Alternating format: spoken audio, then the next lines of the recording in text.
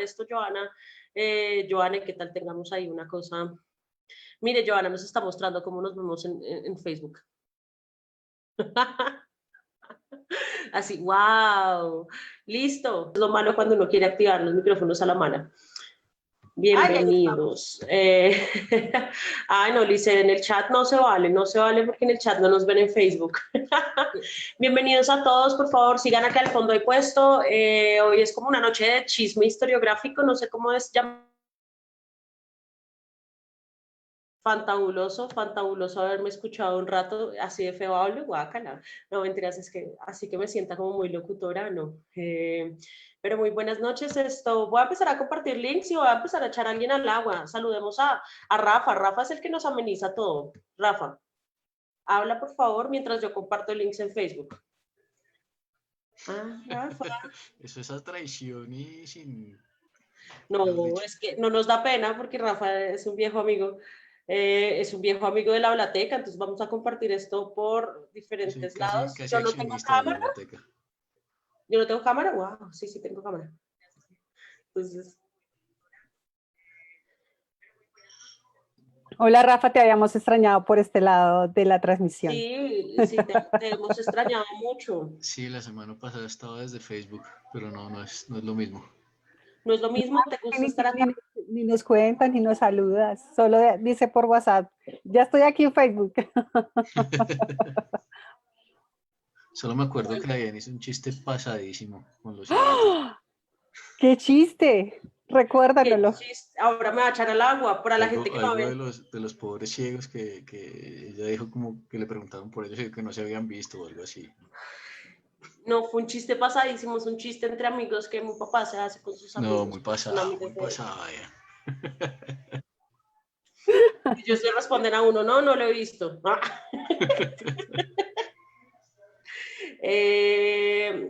Bueno, yo creo que yo voy a empezar ya. Muy buenas noches a todos en Facebook, la Hablateca, ya estamos en vivo. Bienvenidos a las personas que están en Zoom, a las personas que nos van a ver ahorita en Facebook o nos van a ver después, porque es una locura. Porque a veces es como 2 personas te están viendo y después nos llegan notificaciones como esto llegó a 50,000 personas. No, ojalá no, pero sí como a 50 personas y no sé quiénes nos ven, pero de vez en cuando nos pueden dejar un comentario como para saber si tienen preguntas o algo a posteriori. Nosotras, bueno, bienvenidos a la Hablateca. Este es un espacio no formal, no académico, pero pues hecho por gente de la academia o pues gente con formación académica como lo somos Joana y yo. Y por supuesto, este programa se nos ocurrió porque a mí me gusta siempre echar al agua a la gente, no solo a Rafa, no solo a Mafa que está por ahí, no solo a mi hermana hay veces si llega temprano le toca aguantarse, yo les eché al agua a todos. Pero pues bueno, se nos ocurrió este programa primero o este tema que se llama ¿De dónde vengo yo? Develando los regionalismos. Esta es la segunda vez que hacemos un de dónde vengo yo, ¿no? Joana, hicimos uno anteriormente, pues cuando estábamos con nuestro compañero y amigo y colega Jeffrey. Pero esta vez queríamos como analizar un poco el tema de los regionalismos en el tiempo, cómo nosotros damos por sentados ciertos prejuicios. Por ejemplo, probablemente ustedes habrán escuchado y habrán dicho algún prejuicio sobre alguna persona de otra región. Entonces, pues si quieren decirlos, yo voy a tratar de no decirlos porque siento que después Rafa va a decir que acá yo hago chistes malos, que hago chistes crueles. No, pero yo sí creo que hay que decirlos porque finalmente... Pero pues para eso vamos a dejar a nuestro historiador del siglo XIX, que es Joana, que en este caso yo la veo aquí abajo, pero yo no sé en Facebook, en algún momento creo que se va a ver en esta esquina, creo. Entonces no lo sé porque normalmente tengo un computador, un televisor conectado, pero lo que les comenté inicialmente hemos tenido problemas técnicos llamados, no sé qué pasó con el internet de Claro. Perdón, con el internet. Vamos a decir compañías puntuales. Entonces bueno, se nos ocurrió este tema primero porque estamos en un momento llamado, pues estamos cerca de celebrar nuestra independencia, no tengo ni idea cómo la iremos a celebrar este año, a conmemorar, perdón, yo detesto la palabra celebrar, conmemorar nuestra independencia. Segundo, porque pues finalmente pues este es el momento en el que los historiadores sacamos excusas para hablar de cosas que nos gustan, como obligar a Joana a hablarnos más del siglo XIX. Y por supuesto, También nosotras estudiamos hace mucho historia, no fuimos las únicas de nuestro semestre, pero éramos 5. Y en algún momento, en el segundo semestre nos dijeron, uy, todos nos decían, segundo semestre es súper chévere porque los van a poner a hacer una genealogía para entender a su familia en el tiempo. Algo pasó, el profesor que hacía esa materia se fue a hacer un doctorado y nosotros nunca pudimos hacer una genealogía. Por consiguiente, yo les dije que alistaran papel y lápiz, algunos de ustedes, para que se sienten a hacer su propia genealogía e intenten tratar de mirar hasta dónde uno puede rastrear de dónde venimos o de dónde viene cada uno.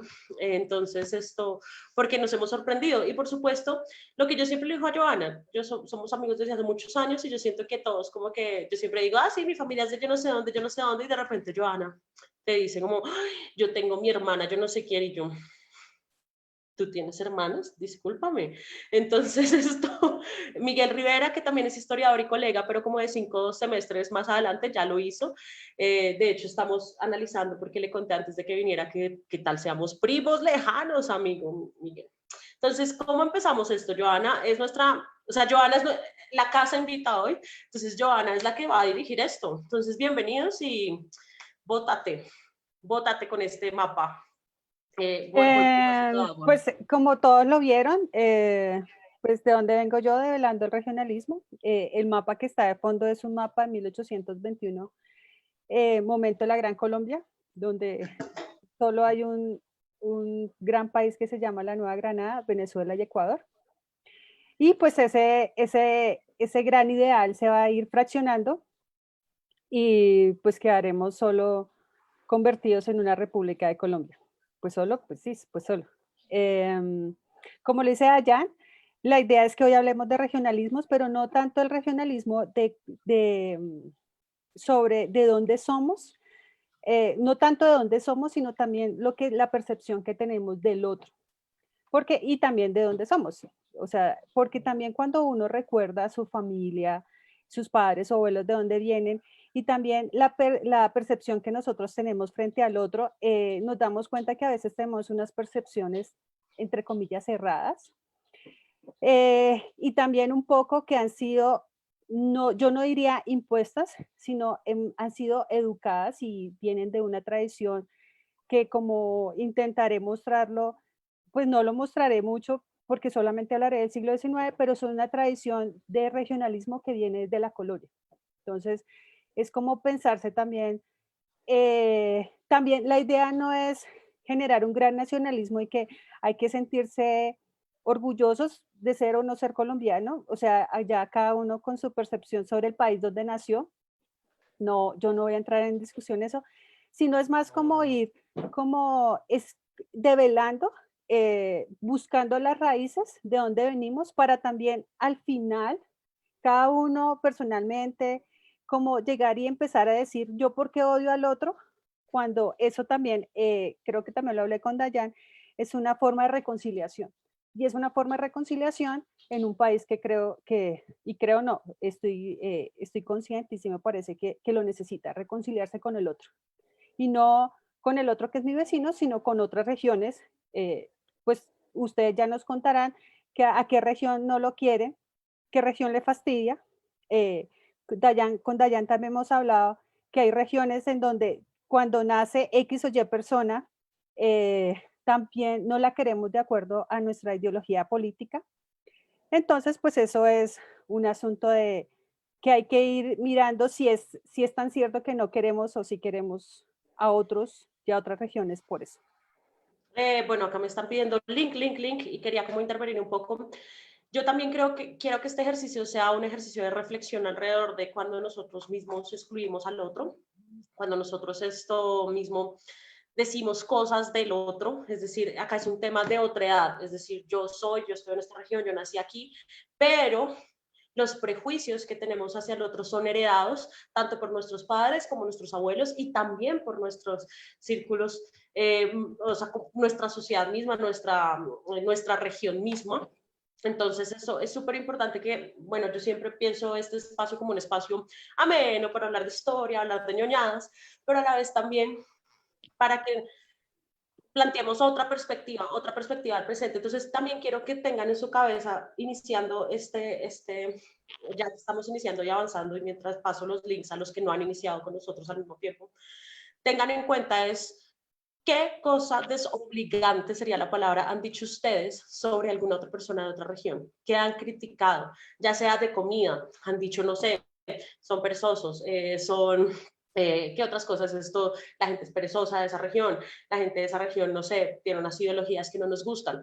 Todo eso tiene una carga histórica que nosotras queremos develar y vamos a hacer todo un esfuerzo porque en realidad es la primera vez que Joana y yo nos sentamos a analizar. O sea, estas son conversaciones que tenemos Joana y yo cuando estamos chismoseando. Oye, ¿no te parece que tenaz que tal personaje haya dicho tal cosa? Y entonces empezamos como historiadores. Es que yo pienso que eso se dio. Entonces, empecemos por ese lado y voy a compartir links. Entonces voy a silenciar mi micrófono porque al parecer no he compartido bien los links en todo lado. Entonces, Dayan habló que íbamos a hacer algo sobre las genealogías. En mi caso, también lo haré al final. Y creo que la verdad sí me gustaría que intentáramos reflexionar y pensar y recordar de dónde venían nuestros abuelos, porque a veces de dónde son. Pero antes de eso, entonces vamos a hablar, o en mi caso hablaré sobre de qué regiones estamos hablando en el siglo XIX. Que a veces, para nuestro caso, a veces cuando hablamos de esas regiones, uno podría decir que en algún momento, cuando hablamos de regiones, se mantienen en el siglo XX o en el siglo XXI. Entonces, por ejemplo, estamos hablando en el siglo XIX de una costa atlántica, de una región caucana, de Cundinamarca, de los Santanderes y de Antioquia. Estas regiones, cada una tenía una producción, una economía en donde finalmente generaba que ellas se pudieran mantener económicamente. Estas regiones también estaban delimitadas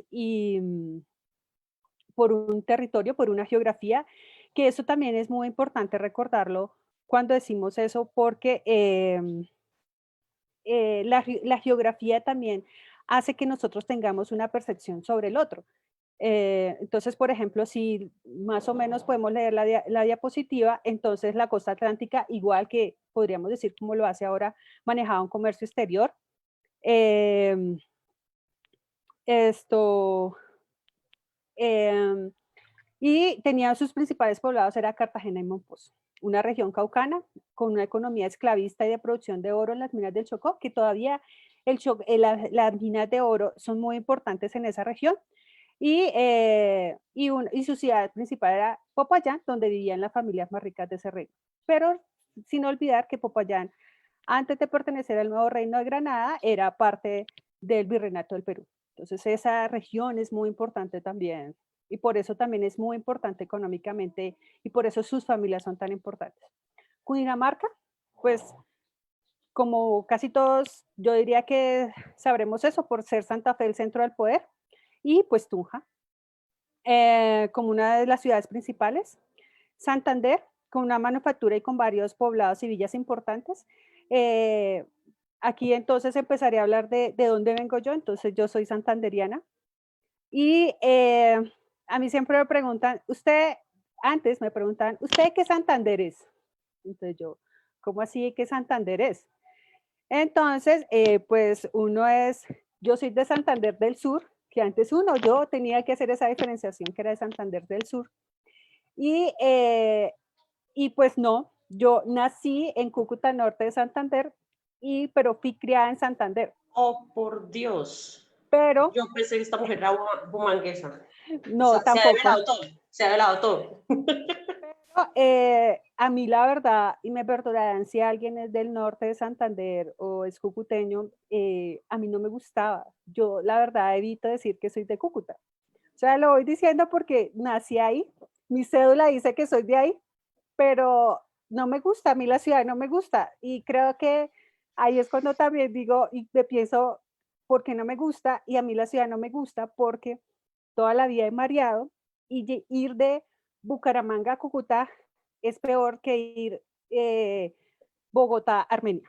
O sea, es innumerables curvas, entonces... Pero eso no será era todo un sacrificio, o sea, era un trauma ir a Cúcuta. Entonces creo que por eso a mí la ciudad no me gustaba y siempre la veía horrible y sucia. Sin hablar mal de la gente cucuteña, ¿no? O sea, no tengo nada en contra de ellas, pero como ciudad a mí no me gustaba. Y pues finalmente,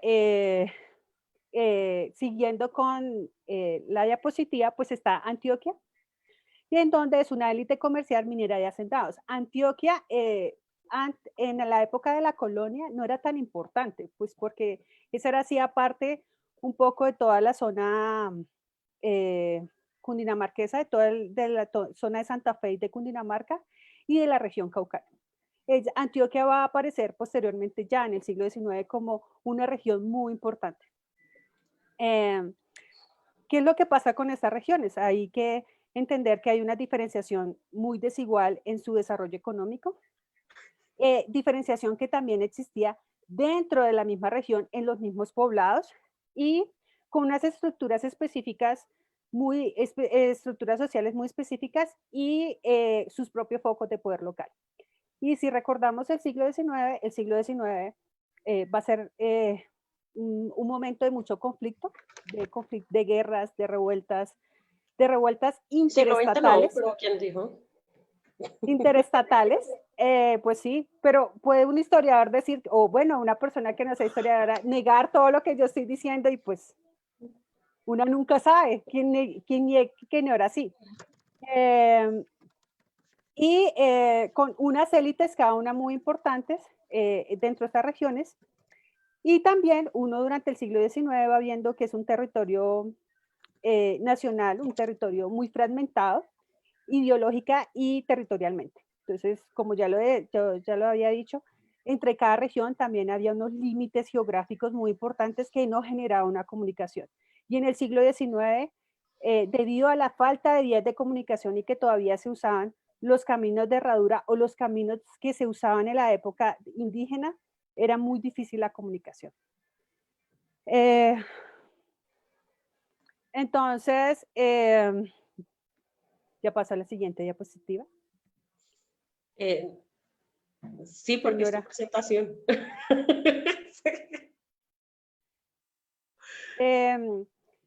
¿Qué también hace? ¿De qué también estamos hablando aquí? Entonces, como yo les decía, en el siglo XIX hay unos conflictos interregionales, interestatales, se llama para algunos historiadores. No es interestatales con la idea del Estado moderno, en donde es como Colombia con Perú, sino es entre los estados Antioquia, el Cauca. Y entonces ellos van a hacer una gran diferenciación entre sus regiones. Entonces, por ejemplo, aquí podemos ver que en el Cauca siempre estaban aletas o pendientes, prevenidos, pues Antioquia no es digna de confianza. Entonces siempre hay una desconfianza por los antioqueños. Pero eso también tiene que ver con una ideología religiosa y política, porque los caucanos eran liberales y los antioqueños eran conservadores. Entonces, siempre ellos están echando pullas en quién hay que confiar, de acuerdo a su ideología política y religiosa. Y pues Antioquia, por ser un estado conservador, pues finalmente apoyaba a la iglesia y no le gustaba pues no le gustaba esas ideas liberales de separar el Estado, entre el Estado y la iglesia, un Estado central y la iglesia. Y pues finalmente, entre ellos uno puede ver a veces entre escritos, pues no voy a leer, la verdad no voy a leer lo que está entre comillas, pero uno lo que puede ver más o menos dentro de la historia del siglo XIX es que esto no solamente pasa en el Cauca y con Antioquia, eso también pasa con los Santanderes, pasa entre Santander y con los límites con Cundinamarca o Boyacá, pasa también en la costa, pasa entre la costa y Antioquia. Y también, como lo muestro ahí al final, también se crean estados por la idea de tener al otro. Entonces, como nosotros somos tan cerquitas al Tolima, pues nosotros, aquí los cundinamarqueses, y uno siempre cuando uno llega a Melgar, dice, ¿cómo así que Melgar es del Tolima y Girardot es de Cundinamarca? Entonces, ¿cómo se hizo esa delimitación? Entonces, también tiene que ver un poco con, pues, son las élites políticas que finalmente deciden dividir la geografía y los territorios así. Pero a mí lo que me llama la atención es que el Tolima es creado en 1861 como estado solo para detener a los caucanos o a los antioqueños. O sea, por ejemplo, pues no quiero sonar, es una palabra que se usa el texto, pues que es un tapón. Es un tapón el Tolima entre el Cauca y Cundinamarca. O sea, lo usan para dividir, lo usan para zona limítrofe entre los estados para que después de ahí usted no puede pasar. Y eso finalmente, ¿qué es lo que también genera? Una fragmentación. Y no una fragmentación territorial, pues como lo muestra en Cundinamarca, sino yo podría decir que hay una fragmentación social, política, ideológica, de familias, de todo tipo, porque usted ya no se ve, usted ya no debe aprender que usted es, o usted deja de desaprender que usted es del Cauca o de Antioquia o del Tolima para decir, ahora soy tolimense. Y eso hemos aprendido que cambiar las raíces y la forma de pensar y la cultura no es tan fácil, no es tan fácil. Yo me imagino que los tolimenses ahora se creen los más tolimenses del mundo, pero para el siglo XIX, a mi parecer, eso no fue tan fácil. Y por último, hay algo que me pareció muy importante de que se pensaba del regionalismo. Entonces, por ejemplo, un doctor, Luis Eduardo López de Mesa, en su libro de cómo se formó la nación en 1934, equipara la región como el grupo racial colombiano, pues consideró que cada región de nuestro país tiene su manera y ritmo y que nunca confundirá uno a la distancia. O sea, no sé actualmente en el 2020 si podríamos decir esta persona es antioqueña o esta persona es santanderiana. Claro, en mi caso un santanderiano uno podría identificar muy bien las personas de dónde son por su dialecto. Pero si digamos que no hubiera el dialecto, uno podría identificarse o identificar al otro solo por la región. Entonces ahí es donde entramos a una discusión de lo que hemos hablado antes de, sí, alguna vez creo que también aquí en la biblioteca con Miguel, que Miguel parece que no fuera colombiano, sino europeo. Entonces, o sea, esa forma de empezar a tener rasgos distintivos. Yo me imagino que en algún momento se notaba más, pero creo que a partir de la mezcla y el mestizaje en nuestras regiones cada vez es más difícil. Y Jaime Jaramillo, un historiador, escribe en 1982 que se han hecho intentos de clasificación de las regiones naturales de Colombia y pueden haber, como yo ya lo dije, 5 o 6, pero nuestras regiones socioculturales son más que las de otros países latinoamericanos. Existe una riqueza de regiones culturales, pero con características no tan marcadas como las de las regiones españolas, pues estas son también naciones con desarrollo económico y político diferente, con lengua diferente y con una cultura mucho más característica. Entonces, él hace una comparación de nuestras regiones con otro tipo de regiones. Entonces, ¿qué es lo que a mí me lleva también a hablar un poco y qué es lo que vamos a entrar también aquí a develar en esta sesión de la biblioteca? Es esa relación que nos enseña desde el siglo XIX de quién es mi amigo y quién es mi enemigo. Entonces, claro, como ya lo he dicho, hay una pluralidad de formas sociales y económicas y alguna de ellas se impugna, sí, no se puede desconocer. Ahí estamos en un momento de construcción de una organización del Estado en donde es para mí, que he estudiado el siglo XIX, era normal, o sea, nosotros no sabíamos cómo manejar este territorio y hay que mirar a ver qué se sabía, qué sabían los criollos, qué habían leído y a partir de ahí empecemos. Hay unas rivalidades interestatales, que es lo que he venido diciendo, y que ellas mismas empiezan a definir esa identidad regional y una formación y una estructura de tipo administrativo y político, o sea, las regiones en los estados más pequeños dentro de una confederación o federación más grande, también van a ser una estructura y mucho más administrativa y política diferente y se van a pensar diferente. Y eso también generó que haya una consolidación de unos vínculos de lealtad sobre las personas, sobre esos señores de la guerra, que uno podría, sin pensarse a largo plazo, que que todavía en el 2020 todavía tenemos una lealtad a cierto tipo de individuos que consideramos que nos pueden solucionar nuestros conflictos y nuestra realidad.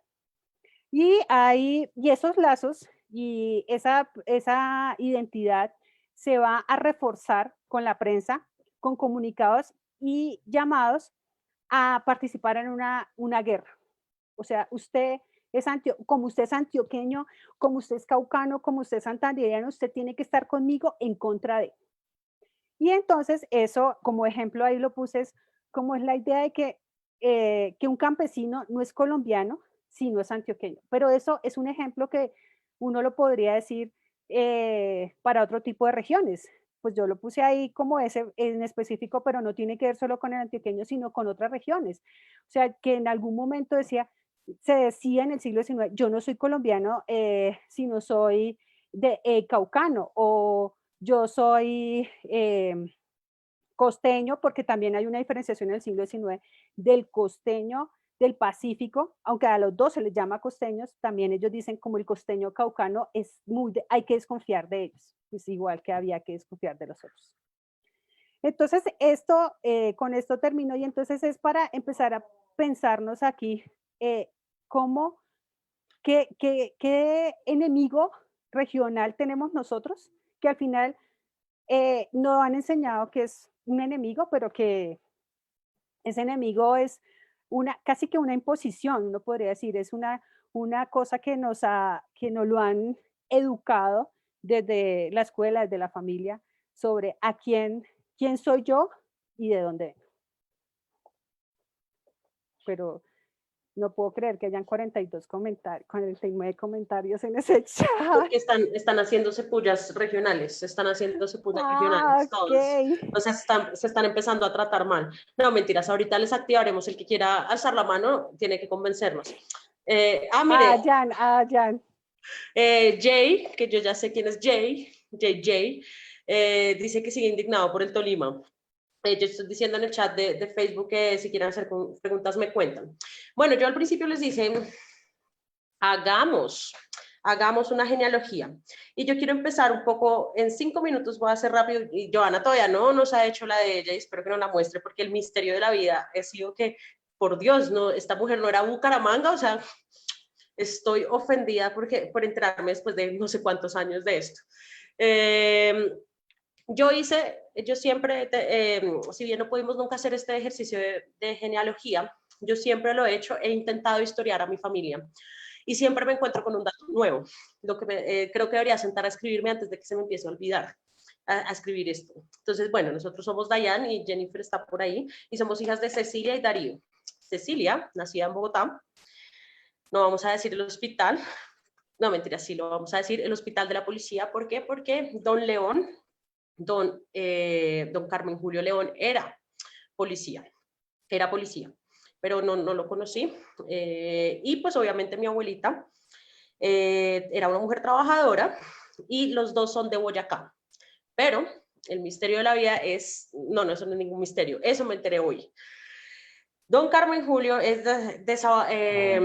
siempre se me olvida escribir bien esto. Yo la anoté porque a mí se me olvida todo. De Sativa Norte, y mi abuelita era de Soatá.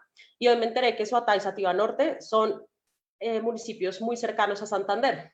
Por otro lado, por parte de mi papá, tenemos a doña Ana Cleotilde, por cierto, me encantaba ese nombre. Y doña Ana Cleotilde es de Bolívar, Santander, y no sabía que era Palomino Rivera, es decir, que Miguel Rivera y yo podríamos ser familiares, ahorita lo estábamos discutiendo, y por supuesto, mi abuelito Agustín Mejía, a mi papá, por ejemplo, nació en Tocaima, pero creció en Cimitarra, Santander, es decir, tal cual como Miguel Rivera lo habría dicho 3 charlas anteriores, al parecer yo soy costeña de Río. Entonces soy costeña de Río, y por supuesto, mi Mejía es porque mi abuelito Agustín Mejía era de Puerto Nare. Es decir, si alguna vez he querido decir algún improperio en contra de la gente que es de Antioquia, es el momento de callarlo, porque por supuesto Mejía es un apellido antioqueño, pero pues acá lo que más te dice, si alguna vez han creído que soy brava, pues tal vez la respuesta está, ese montón de santanderianos no los puedo negar, pero Jennifer es más tranquila, por si acaso. Si quieren alguien más, la hermana más tranquila es la que está aquí abajo, aquí en mi pantalla. Entonces esto, pero yo por eso, sin embargo, yo siento que este tipo de reflexiones lo que nos hacen, yo he hecho reflexiones de género, he hecho reflexiones de conflicto, por ejemplo, a mí siempre me preguntan, ¿tu familia fue conservadora o liberal? Y yo, entonces, claro, esa es una pregunta típica que nos hacemos todos los unos a los otros, más cuando empezamos a hablar de la violencia, porque la violencia es como, o sea, además del conflicto armado que tenemos ahorita, pero la violencia es como esa cosa intergeneracional, oiga, su abuelo que estaba haciendo por esos días, o su abuelo que estaba haciendo en el Bogotazo. Por ejemplo, es muy curioso saber que mis abuelos boyacenses se conocieron acá en Bogotá, pero no vivieron en el Bogotazo, se conocieron en el 50. O sea, se mudaron o se mudaron, no creo que la palabra mudar, migraron. Ay, se me olvidó lo que iba a decir. Pero un poco, por ejemplo, pues si yo tengo un abuelo, o sea, si yo quisiera saber si son liberales o conservadores, tendría que preguntarme, ¿y la región qué? O sea, ¿cuál era el partido que tenía la región? Y pues obviamente les tengo que decir que también tengo un abuelo, mi abuelo por parte de mamá fue alcalde, no sé si ustedes sabían que los alcaldes eran asignados antes y fue alcalde de una población que mi mamá, mi tía no se acuerdan, y pues mis abuelos, yo no tengo abuelos, esa parte de la generación de la familia ya falleció, entonces me tocaría realmente irme a un archivo y mirar dónde está Don León, que fue alcalde de alguna población, de algún lugar. Y por supuesto, mi abuelo paterno sí era conservador. Por supuesto, cuando uno empieza a mirar eso, uno empieza a preguntarse también cuál es el rol de su familia en términos de conflicto. Pero pues, ahora, Johanna, ¿a ti cómo te salió la tuya? Que tú, además yo la hice así como, ay, el papelito, preguntando todo el día. Ya estoy hasta brava porque ni siquiera mis papás, estoy donde mis papás y no la están viendo. Yo, ay, están aburridos. Pero acá el misterio de velar es Johanna. Y obviamente el que se quiera votar y contarnos. Pero yo no voy a contar mucho de mis otros hermanos. O sea, bueno, yo sí creo que no hay más, yo creo que soy muy, muy santanderiana. O sea, eso no lo puedo negar, ya no lo puedo negar. No sé si mis hijas en algún momento lo negarán, o sea, negarán y dirán, uy, ¿te parece santanderiana? Y ellas, pues no, quién sabe, no lo sé, o dirán, fui criada por una santanderiana. Además que hay muchos dichos sobre las mujeres santanderianas, o sea. Pero mira, acá por ejemplo, Iván Subieta está desde Facebook diciendo que Johanna es prácticamente venezolana, que ya deberíamos extraditarla. O sea, gracias por los comentarios. Es decir, nuestro público venezolano podría verse ofendido. Bueno, eso iba a ser un comentario también para algo sobre la comida en Santander, pero ya lo hablamos. Entonces, pues mi papá se llama Feliz Domingo, él es de Río Negro, Santander. Mi mamá, pues para las que la conocen y no, se llama Gloria Marlene y ella es de Pamplona, norte de Santander. Sus abuelos, como lo están viendo en la pantalla, siguen siendo mis abuelos paternos de Río Negro. Y mis abuelos maternos son del norte, siguen siendo ambos del norte. O sea, estas raíces no se me quitan. O sea, yo ya soy santanderiana de pura cepa. Y algo que dice Dayan es, yo puedo decir, pues para develar un poco más aquí un poco sobre la violencia y quiénes pertenecían. Oigan, un segundo, ¿notaron que Johanna reveló su segundo nombre? Ay, sí, oye, acabo de darme cuenta. Río Negro era Río Negro es un municipio muy cerca de Bucaramanga, entonces es un pueblo liberal. Cuando yo era niña se decía que entre las montañas que separaban a Bucaramanga de Río Negro bajaba el ejército del ELN o el EPL a detener los buses que iban hacia la costa para hacerles la pesca millonaria, ¿se llamaba así? ¿O se llama así? Entonces, Pero pesca milagrosa no se eso. usaba solo en los 90s, al final de los 90s. Sí. ¿De qué tiempo estamos hablando? Entonces, y finalmente mi papá se decía que era completamente liberal. Él, en una época que cuando usted pertenecía a un partido tenía el carnet de que pertenecía al partido. Mi papá tenía el partido, mi papá fue gaitanista y en algún momento él trabajó en una empresa eh, del Estado y era sindicalista, así que yo viví mi niñez y adolescencia fue en Bucaramanga, en un lugar donde no se podía decir que su papá era sindicalista, eh, pues porque finalmente no era, era una situación en donde era peligroso, además de que después de muchos años yo me entero que a mi papá lo amenazan. Alguien aparece en la calle como diciendo, cuide mucho a su chinita. Entonces, eso finalmente decirlo por los años 80, no voy a develar mi edad, esto no era tan fácil. Sí, no voy a develar mi edad. Y por ejemplo, algo que dice María, entonces aquí empezamos con los regionalismos. María en el chat con Miguel decían, de la comida y la gastronomía del sur y del norte de Santander son muy diferentes. Y tiene que ver con que el norte de Santander durante todo el siglo XIX pues siempre ha sido la frontera con Venezuela y a ellos les llegaban muchos recursos y mucha variedad de comestibles desde Venezuela. Además que allá se come diferente, o sea, hasta un simple tamal, allá se llama diferente y es diferente, o sea, si el santandereano es diferente, los del norte también son diferentes. Y se prepara comida. Y ellos, por ejemplo, en el siglo XIX, el norte de Santander, ellos no, para llegar, y ellos vivían mucho también del comercio exterior, pero ellos iban por el río Zulia hasta el Maracaibo. Entonces, ellos tuvieron otra lógica de construcción. Y claro, y siempre lo ha sido y todavía lo es, que tiene que ver con su comercio y su vida de frontera con Venezuela. Entonces, si usted habla con un cucuteño, pues usted a veces creo yo, pues yo creo que uno sí se diferencia entre quién es del Santander y norte de Santander por su dialecto. Pero a veces creo que un cucuteño con un venezolano es así como, sí se nota, pero tienen a veces como unas cosas muy parecidas. No, bueno, por ejemplo, ahí es cuando yo digo, no, pues si es por esto, Joana y yo nos echamos bala. O sea, porque técnicamente yo también, o sea, yo le pregunté a mi papá a qué se dedicaba. Por ejemplo, la historia de romance, esa me la contó mi abuelita, de cómo conoció a mi abuelita paterna, de cómo conoció a mi abuelito paterno, nos conocimos en la estación de tren de Chiquinquirá. Y mi papá, que es santandereano de pura cepa, pero que oculta que nació en Tocaima, Cundinamarca, yo le pregunté, pero papá, ¿tú por qué naciste en Tocaima?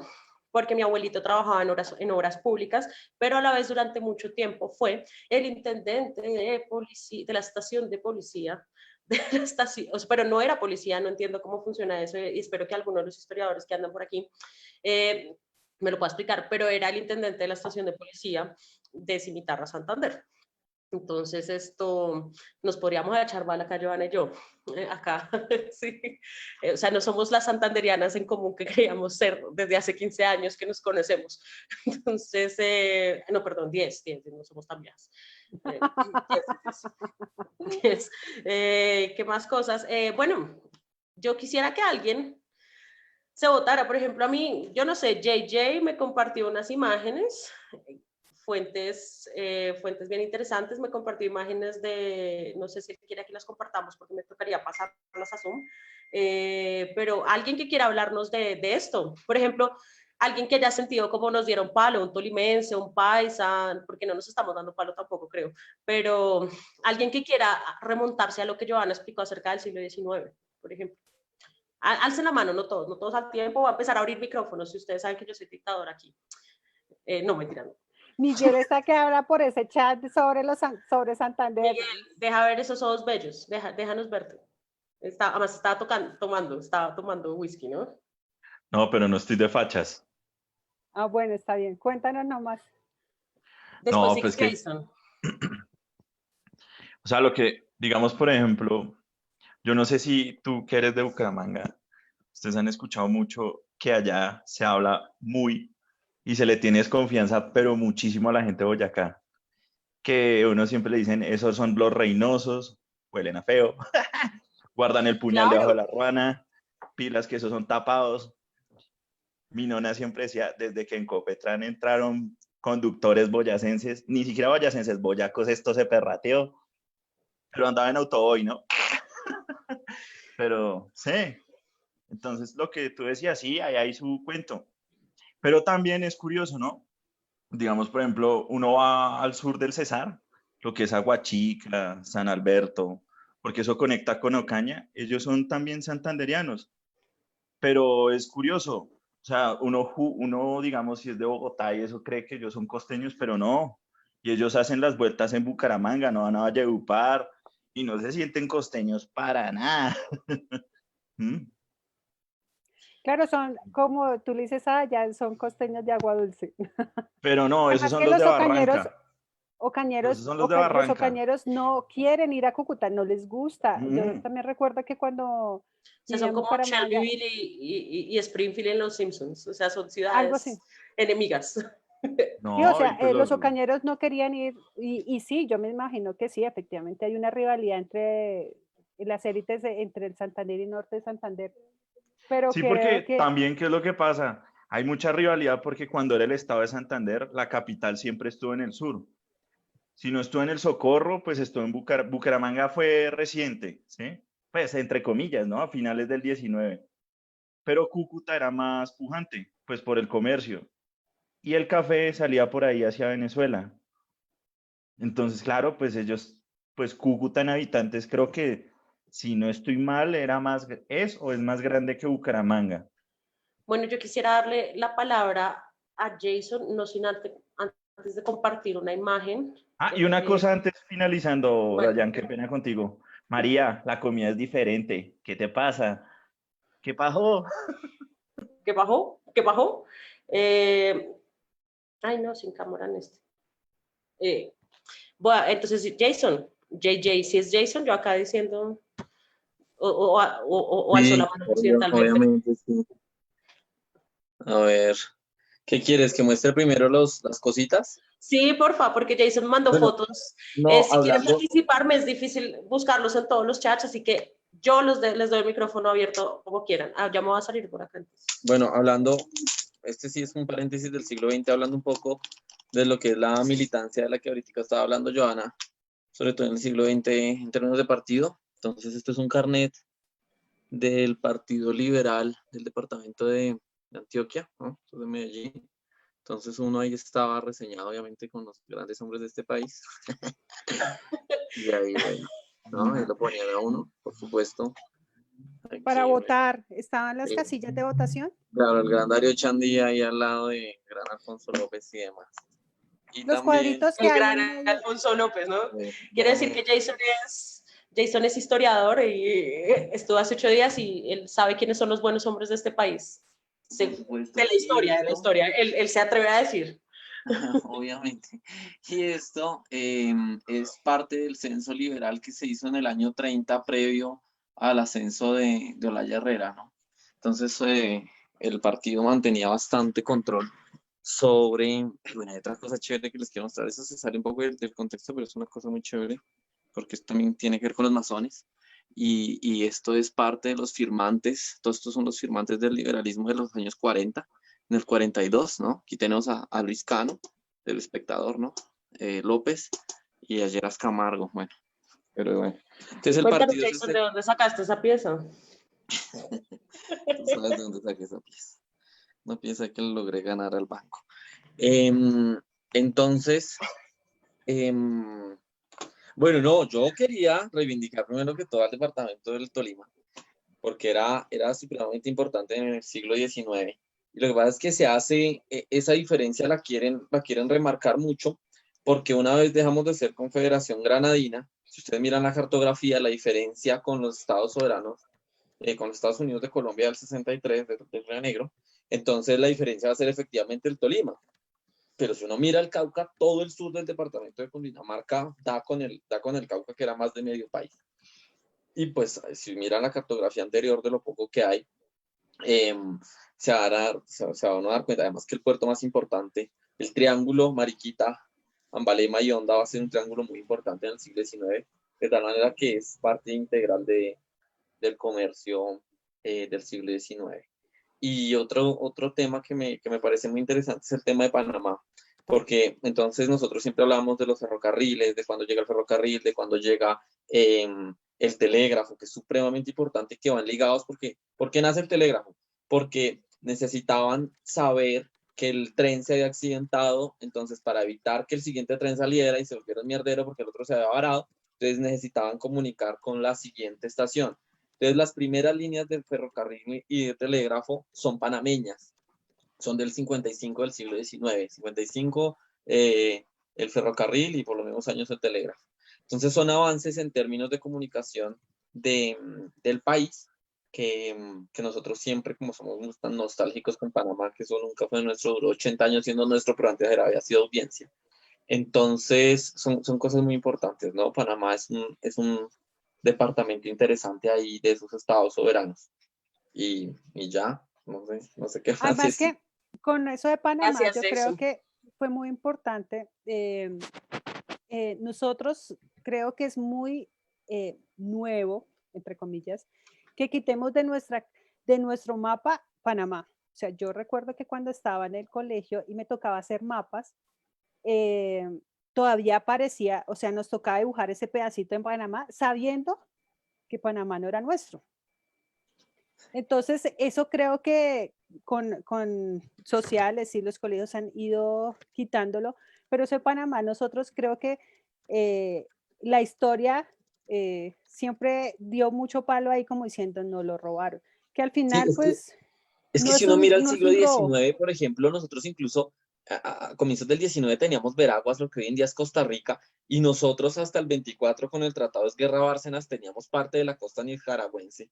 Entonces uno dice, pues es que esto es siglo XX, o sea, hasta el 24 pues se firma, digamos, se ratifica, pero nosotros teníamos territorio hasta por allá, por eso también teníamos San Andrés, ¿no? Pero bueno. Bueno, gracias Jason. Por acá hacen varios chistes acerca de cómo adquiriste esa pieza. Una de ellos, todos creen que fue en un casino o una partida de póker debido a que fuiste el invitado que habló de juego y ludopatía la vez pasada. ¿Alguna otra persona, por ejemplo? Yo pienso que acá tenemos varios tolimenses, es que yo quisiera echar al agua. ¿Dónde están los tolimenses del día? Porque es que yo los veo como, quiero Como muy callados. muy callados, como muy callados. Cuéntenme. A ver, voy a obligar a Asus. Asus, ¿quién será Asus? Dios mío, nadie supo quién era Asus la última vez que vino. Sí. Alguien que quiera compartir no se deja reiniciar el micrófono. Alguien que quiera compartir su ejercicio de genealogía, es decir, alguna vez ustedes, más allá de esto, no solo es una maña de historiador, lo que pasa es que a nosotros nos pueden pagar por ejemplo, decirles que yo soy el nieto de fulanita de tal y hay una herencia en la hijo de madre. Otra vez Miguel Rivera, bueno, nuestro economista Miguel Rivera, No, yo lo que, historiador, antes de que Miguel hable, porque pues yo no lo iba a decir, siempre hay una desconfianza desde los santanderes por el boyacense, porque siempre creemos que debajo de la ruana se está escondiendo todo, o sea, es como que no es sincero. Y algo que siempre dicen, y algo que entre los santanderianos, o al menos mi papá, decía es, yo no necesito ir a emborracharme para decir las cosas. O sea, como mi palabra siempre va primero. Tal vez eso tiene que ver mucho también con esa desconfianza con el Boyacá. Puede partir de ahí. Pero siempre desconfianzas en general, es decir, por ejemplo, una clásica, es decir, por ejemplo, muchos de mis amigos que me conocen en vivo, en directo, y no solo por una pantalla en cuarentena, siempre me dicen, Dayan, pero ¿por qué no te gusta que te toquen? Yo, pues, porque gente melosa, gente amargosa, y eso o sea, me lo enseñaban de chiquita, y yo sentía que era como, obvio, después, eso también es una cosa que tiene que ver con el contacto físico. En climas fríos no nos tocamos a no ser de que sea estrictamente necesario o estrictamente necesario. Entonces yo siento, por entonces, y fuera de eso yo siento que los santanderianos también son como, quite de ahí, eche para allá.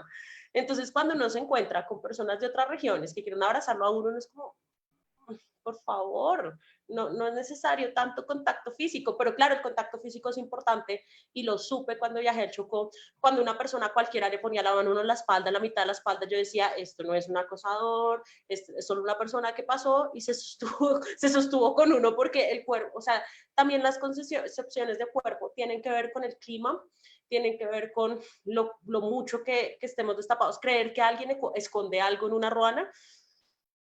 Pero por Dios, yo tengo una ruana, no se me habrá ocurrido esconder absolutamente nada en una ruana. Entonces Miguel Rivera, cuéntanos. Mi primo, de ese Rivera, ¿de dónde es? Ya me siento como mi papá, somos paisanos. Cuéntanos. Miguel Rivera Pues, ha charlado de Santander con mi papá, o sea, se sentaron a la mesa así. bueno, entonces, por el lado de mi mamá, empecemos por el lado de mi mamá.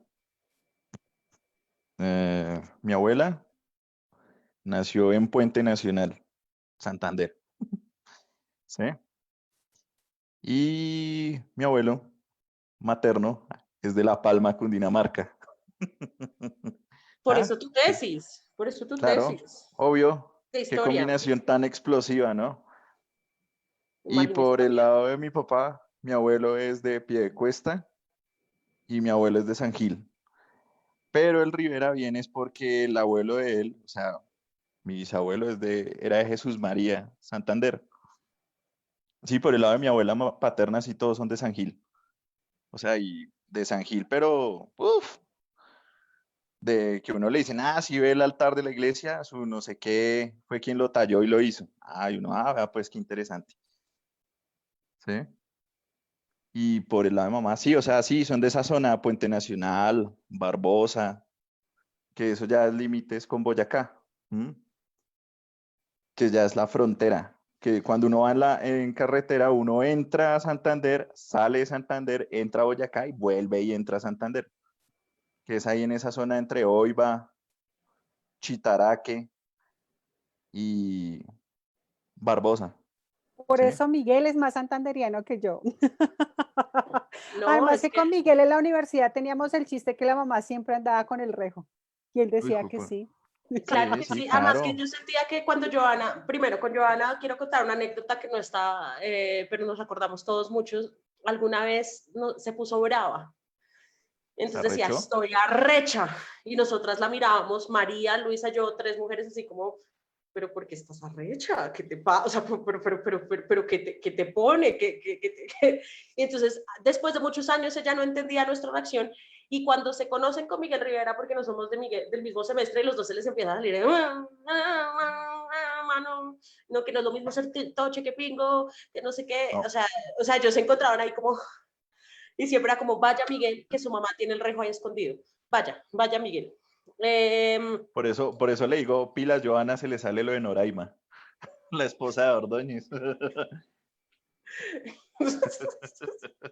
Este chiste está muy interno. o sea, Pues es que, ¿qué es lo que pasa?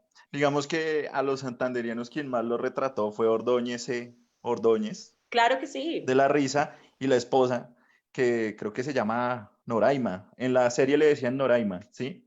Y ahí es que retratan que la mujer santanderiana es más brava porque Noraima siempre cascaba al tipo, lo sacaba plana y No, pero lo miren que, levantaba a toda hora, le por daba su ejemplo, arepaso. Entonces, ¿sí? o Ella sea, como que, pobrecito Jorge, acá hay que cuidar a Jorge, al esposo de Joana. sí, pero no, es chistoso. Precisamente ayer entró, estaba viendo Tro, no sé por qué. Tro es como el A mi canal papá de le allá, encanta, a mi papá le encanta ver Tro. Es que, y tenían eso dichos y comida de allá, entonces estaban hablando de que si Ordóñez había sido beneficioso o no para el departamento en mostrar el sketch de los santanderianos, ¿no? Miren. Porque pues era ya muy cargado, ¿no? Con lo de búcaros, todo eso. Pues, no, eso no es así. Mira, Bueno, aunque Lina los está primos de mi diciendo, papá sí, pero no. Lina está diciendo que Huila, la familia es del Huila y Ordóñez mostraba el celio, a Celio como el celio. Pero mira, Lina, que yo tengo un amigo que es tolimense que decía que también así eran los tolimenses. O sea, que mira, que yo no sé qué se hizo, ya se fue.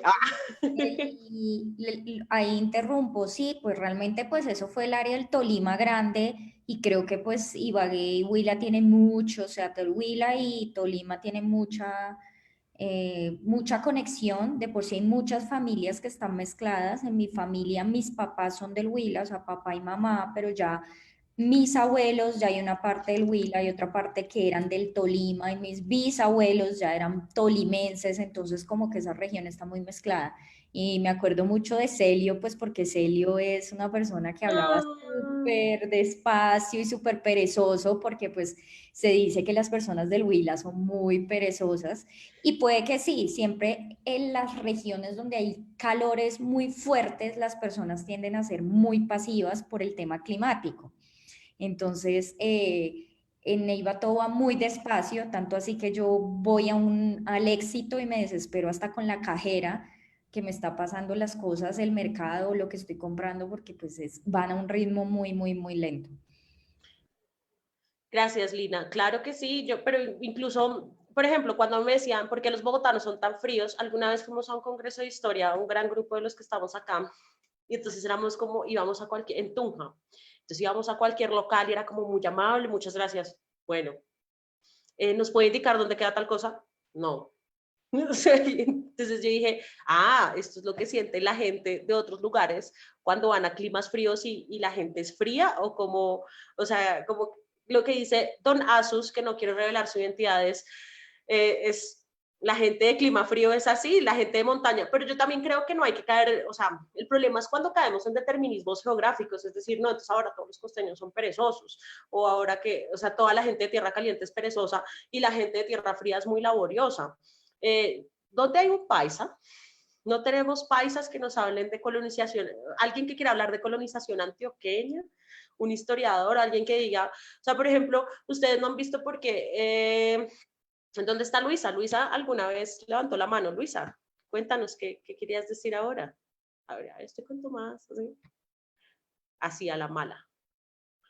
No pude reiniciar el micrófono.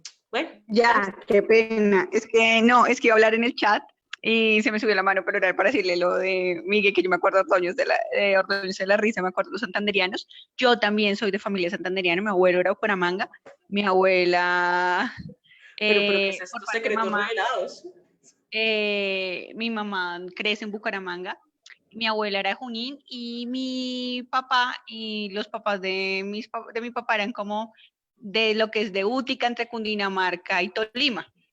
Entonces, obviamente, después de que hacen la genealogía, descubrimos que los Maecha, como todos los que dicen que son santanderianos son monos, los Maecha también venimos de un grupo que somos bastantes blancos, que es entre esa unión entre Cundinamarca y Tolima. Y yo ahorita tengo la cédula de mi bisabuela. Espérense, ahorita la busco y se las muestro. Es en papel y donde se llena es en francés. Mi abuelita Hortensia, que tiene 93 años, me dijo, mija, usted que es historiadora, yo quiero que la guarde. Yo, gracias, la coroné. Entonces ahorita se las muestro. En mi familia. Ahí es cuando alguien gana algo por herencia y no porque tiene que ir a comprarlo. Yo quiero una herencia así. Ni jugar póker, soy malísima. Pero ¿por qué tratan hacia Jason? Que no sean así con Jason. Además, Jason está preguntando que si es cédula, Luisa. Dice, espérense, se las muestro bien, porque incluso está un poquito rota porque alguien intenta arrancarle la foto, pero mi abuela la rescata. Voy a mostrar. Abrir un crédito, así, abrir un crédito. Saca unas cuentas de celular de mi bisabuela. Pero yo creo, mientras vuelve Luisa con el documento de identificación de la abuela, algo que dijo allá muy importante es cómo el determinismo geográfico también generó que nosotros creyéramos que los otros eran diferentes y tuviéramos cierta antipatía. O sea, lo que pasa con la gente de tierra caliente. pues si usted lo piensa, pues lo que pasa es que nosotros desde acá vamos a tierra caliente es a disfrutar de unas hermosas vacaciones, del calor, de ir a broncearnos o quemarnos. Pero pues imagínese usted trabajando en ese clima, o sea, la verdad es que es muy difícil. Además que también nosotros, creo yo, no nosotros los bogotanos, como las personas que vivimos y trabajamos en Bogotá, somos muy acelerados. Aquí vivimos a, Es un tema de ciudad, no de frío, o sea, es claro, o de sea, ciudad capital. yo, por ejemplo, lo que decía de la chica que intervino antes, de que se estresa porque la chica de la caja es así como muy lenta, entre comillas. Y yo creo que también es porque ellos no tienen necesidad de acelerarse, o sea, ¿para qué voy rápido? O sea, tengo el tiempo, es mi trabajo, o sea, tranquila, desacelere. Pero también creo que Bogotá es muy acelerada. O No, y sea, las distancias, o sea, ¿cuánto te demoras tú de ir al trabajo a tu casa? Una hora, hora y media, se le fue la hora del almuerzo. Y muestre, también Luisa. cuando uno viaja al exterior, en otros, por ejemplo, en Lima dicen que nosotros somos melosos, somos muy melosos. No, bueno, suele pasar también. Miren, ¿la ven? Es que no sé si les estoy mostrando ya. Esta es, miren lo que dice. No, no, toca que nos leas. Tarjeta de identidad postal. Habla, Sí. habla.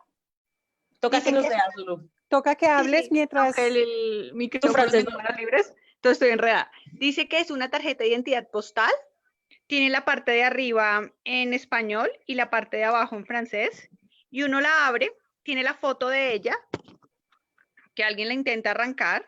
Ven, está cortada. Muestra como los datos de ella. Bueno, su estado civil, obviamente. ¿Qué hace? Ella nace en Útica, Cundinamarca, y nace en 1896. Oh. Tú tienes, ves que es tu bisabuela. Es mi bisabuela. Mi abuela tiene 94 años, ¿no? O Ok. 96, acabo. Y ella me la regala y está escrito a mano, porque además mi abuelita Hortensia viene de una familia que ella sabía leer y su mamá sabía escribir y leer, pero son de origen campesino.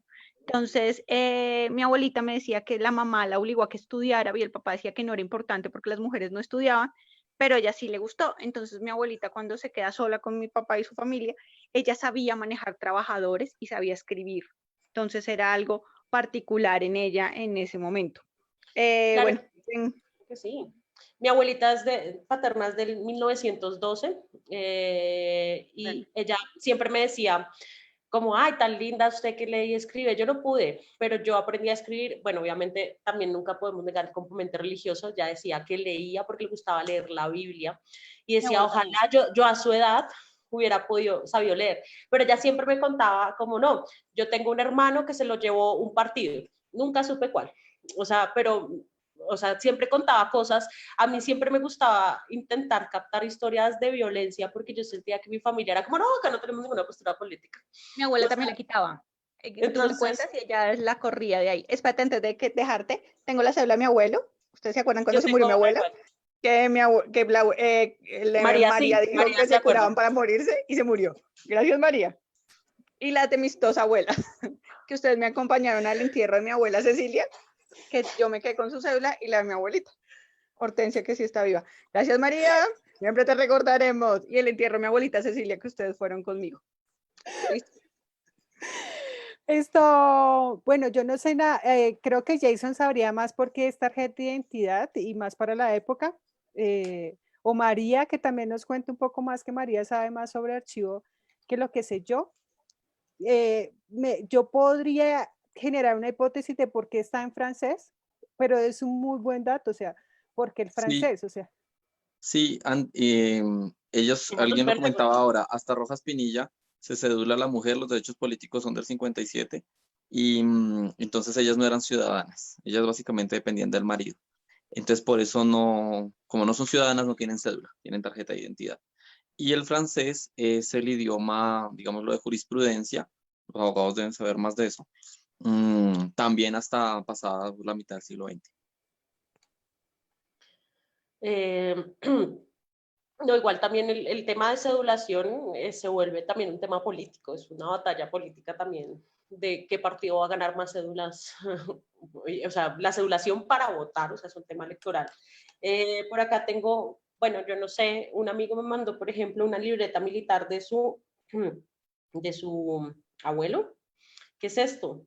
Puedo activar el micrófono arbitrariamente y que nos explique si yo no sé, la mostramos en foto o cómo hacemos. Ahorita no está escuchándonos. Lorena, ¿eres tú? Bótate, Subieta. Buenas noches. No, sí, es la libreta militar de mi abuelo. Tienes que hablar, Dayan. Tengo que hablar. Hola, ¿cómo estás? Esta es la libreta militar del abuelo de Subieta. Sí, es de la de mi abuelo, pues básicamente en algún momento la recogí, a diferencia de todos, yo casi no... Pues primero me sorprendió que realmente era una libreta, o sea, yo entendí por qué carajo le dicen libreta militar, ahora es un documento, pues un carnet, ya. A mí lo que me sorprendió de eso, bueno, pues ahí como contando un poco de la historia de mi familia, que sí está bien marcada también por el tema de la violencia, en el caso de mi abuelo particularmente este que estamos viendo, porque mi abuelo fue pájaro. Eso es difícil de aceptar, es decir...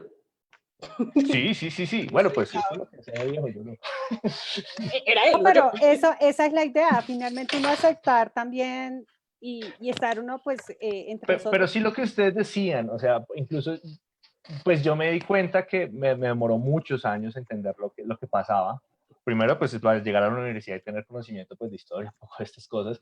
Y segundo, porque también mi abuelo nunca lo tocaba, o sea, nunca lo tocaba frente a mí.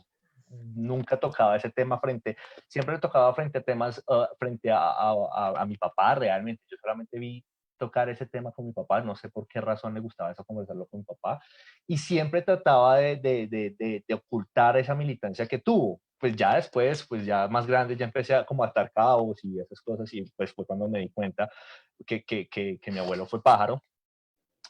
Incluso en algún momento cuando él murió, hace unos ya 10 años, murió el abuelo, pues como el que le estaban escarbando las cosas, y pues salió esta libreta, y ahí esa vez no le alcancé a tomar la foto a eso, pero él tenía un revólver que le había dado el partido, y estaba incluso el nombre en ese momento creo que no fue presidente, después fue presidente de alguien del partido, abuelo de hoy una senadora muy importante de este país, que básicamente dentro del revólver le daban como un agradecimiento por su contribución al partido, literalmente era así, como decía el revólver. No le alcancé a tomar la foto, no sé si el revólver por ahí siga vivo, esté por ahí o ya se haya perdido, pero es básicamente, pues eso como que quería mostrar.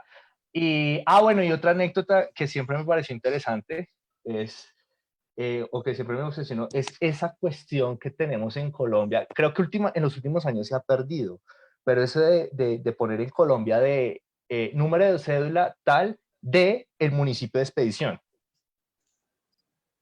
Eso es una costumbre que siempre me pareció muy curiosa, pero también decían que, o sea, nuevamente, esa era una forma de identificar de dónde eras, y más que todo era identificar de qué partido eras. Es que con que ya tú supieran tu apellido y de dónde habías nacido, ya sabían de qué familia eres y por lo tanto de qué partido era.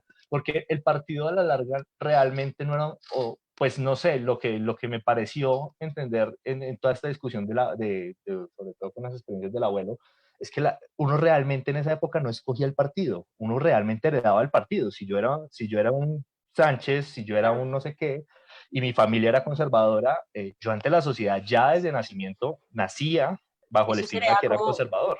Era conservador y que todos los liberales, por lo tanto, me tenían que matar. Y yo tenía que matar liberales, era básicamente, esa era como la...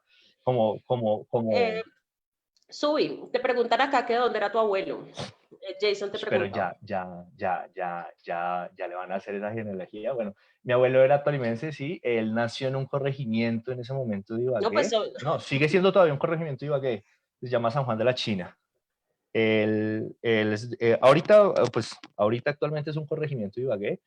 Mi abuelo da muchas vueltas por todo lado, o sea, mi abuelo De hecho, Como esa es la todos. razón por la que duré durante muchos años como no entendiendo qué era lo que había hecho mi abuelo, porque la vida de mi abuelo empezaba como después, cuando se casó con la abuela, pero lo que era hasta los 33, 34 años, y después empecé a darme cuenta que el abuelo lo que pasaba era que, claro, debido a su militancia militar dentro del partido, lo que hacía el abuelo era que se iba por todos los pueblos, se iba por todos los pueblos, escondiéndose, e incluso después años me vengo a enterar que también, yo no sé si de pronto con ese proceso de sedulación que se hacía, que se hizo en los años 50, como que fue muy fácil lavar el nombre o cambiarse los apellidos, como que era muy fácil cambiarse los apellidos porque mi abuelo decía que si él tuviera los apellidos que él debería tener, yo no debería ser Subieta sino Sánchez.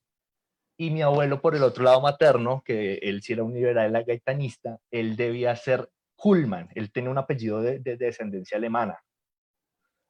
Precisamente porque mi abuelo sí era indígena, mi otro abuelo materno era indígena, pero era muy cerca, él nació en las partes de lo que mencionaba ahorita, creo que fue Jason, en Collaima y todos esos pueblos cerca de Balaima, en donde hasta hace muy poco, bueno, hasta hace muy poco no, hasta mediados del siglo XX todavía los alemanes tenían cultivos de tabaco en esa región del Tolima.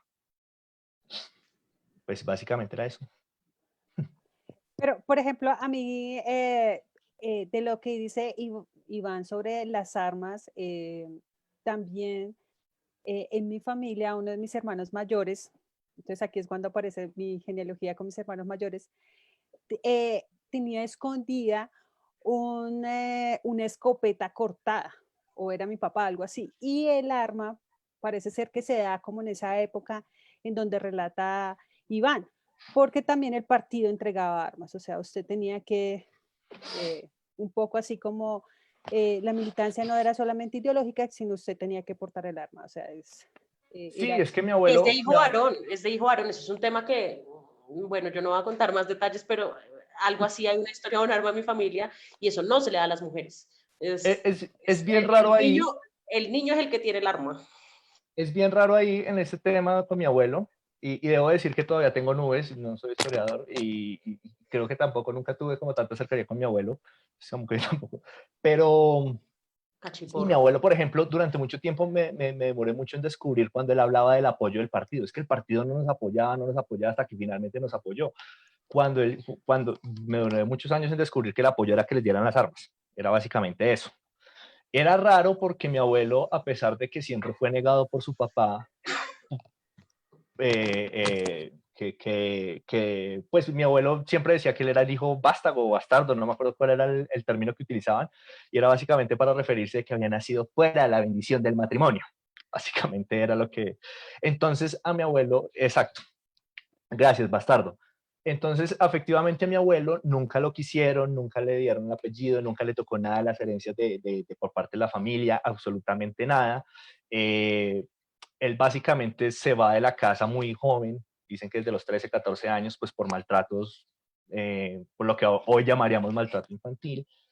Y pues bueno, coger a un niño lleno de ira, lleno de maltrato, en un conflicto bipartidista no era muy difícil tampoco enrolarlo.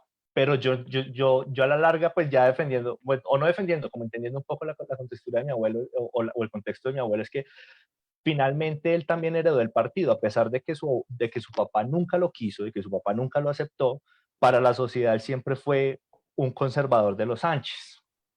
Y pues él también empezó a contar, o en alguna de las conversaciones que empecé a escuchar, él dice, es que empezaron a llegar a los liberales y me querían matar. O sea, por ninguna razón, y pues en algún momento él decía, tengo que defenderme, y así fue que se empezaron, como dijeron creo que ahí por ahí en el chat, a mangualadas con la gente de Anzoátegui, efectivamente, y él empieza a tomar, de hecho nunca le he logrado, y tampoco me interesa saberlo mucho, pero creo que mi abuelo incluso alcanzó a tener como un alias que fue como muy conocido en la región de su militancia en el partido, y hay una realmente que es como la duda que siempre he tenido sobre el abuelo, y es cómo él finalmente deja todo y se vuelve un una persona común y corriente, o sea, cómo él se desmoviliza, por decirlo de alguna manera. Dicen que pues lo único que él ha sabido que fue alguna de las amnistías que se dieron en el gobierno de Rojas Pinilla, ya al final, o en la Junta Militar. Pero nunca he sabido cómo fue que él hizo ese proceso hacia la paz, la verdad, porque ya después de eso la vida del abuelo es llenarse de hijos y pues construir una casa en un barrio obrero y ya. Pues como todos, como todo el primer proceso de, así perdón y olvido que se ha hecho en este país. Por ejemplo, bueno, yo siento que es muy sencillo también hablar de abuelos, porque sentimos que la violencia bipartidista es la violencia como, por ejemplo, un debate de historiadores muy interesante. Yo no sé ahora, yo no soy profe, yo no dirijo clases de historia, el debate de si debe haber una clase de historia o no, pero los libros de nuestra época eran como listo, 1948 y hasta luego, de ahí para adelante es pura política. O sea, la historia se acaba en 1948 cuando matan a Gaitán. Pero, por ejemplo, ustedes, y tampoco quiero pues levantar traumas en sus familias, nunca se han preguntado las generaciones inmediatas a ustedes, papás, mamás, qué tipo de, o sea, como se han intentado historiar en términos de nuestro conflicto más reciente, es decir, todos hemos tenido alguna experiencia, no sé, victimizante, unos en mayor grado o menor grado, pero al final también, ¿qué tanto de nuestras ideologías actuales son heredadas o ideologías o posturas políticas son heredadas de nuestros papás o de lo que nuestros papás pensaron del conflicto en algún momento o peor aún, si nuestros papás participaron de parte activa, no sé, en los 90s, en los 80s de este tipo de cosas, sin, o sea, y yo lo digo desde también una postura histórica, decir no punitiva, es decir, no creo, no sé, tampoco, insisto, no quiero levantar traumas, pero ¿ustedes nunca se han puesto a pensar si su postura política tiene que ver con algo que sus papás les han dicho? Iván Zubieta. Que Asus quiere hablar también, está diciendo en el chat. Asus, Asus, hágale. Asus. Iván, le vamos a dar al misterioso Asus la palabra. Hola.